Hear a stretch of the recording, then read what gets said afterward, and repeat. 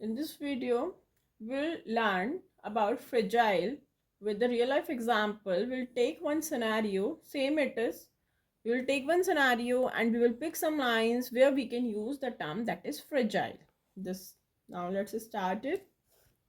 कल मेरे घर पे यही कैट आई थी और इसके साथ में क्यूट सी छोटी सी किटन भी थी इसकी। ये दोनों बहुत ही वीक लग रहे थे। अगर हम उनके पास भी जा रहे थे ना तो भी ये भाग नहीं पा रही थी। तो देखते हैं कि अब इसको क्या लिखेंगे हम with the term fragile. During illness, even a strong cat can become fragile. मतलब जो strong cat है, जो भाग सकती है, अपने आप को बचा सकती है, वो भी उसको भी हम harm कर सकते हैं easily. A newborn kitten was very fragile, so we handle it gently.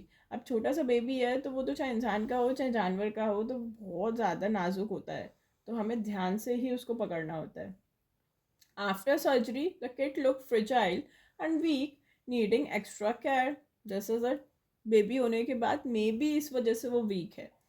तो we will take this example.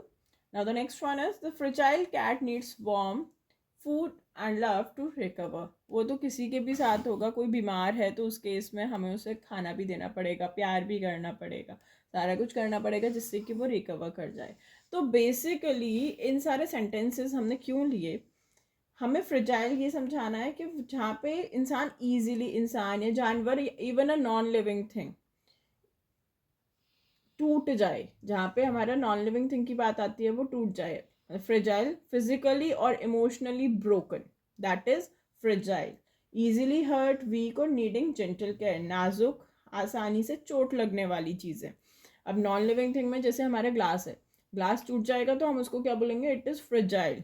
ठीक है. अब इंसान है, वो इमोशनली ब्रोकन हुआ, जैसे किसी ने किसी को दुख पहुंचाया या फिर वो बीमार है, आप उसको इजीली परेशान कर सकते हो, दैट इज़ फ्रेजाइल. अब जहाँ पे भी हमें ये बताना है ना कि हम उसको इजीली हर्ट कर सकते हैं, या वो वीक है, या उसको केयर की ज़रूरत है, या फिर वो टूट गया है या टूट जाएगा, तो उस केस में we will use the term that is fragile.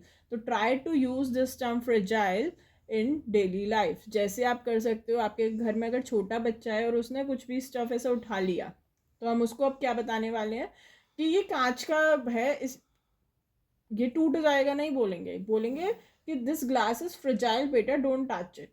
तो ऐसे use these terms and subscribe info capsule Kritika Agarwal 8842. Thank you, bye bye.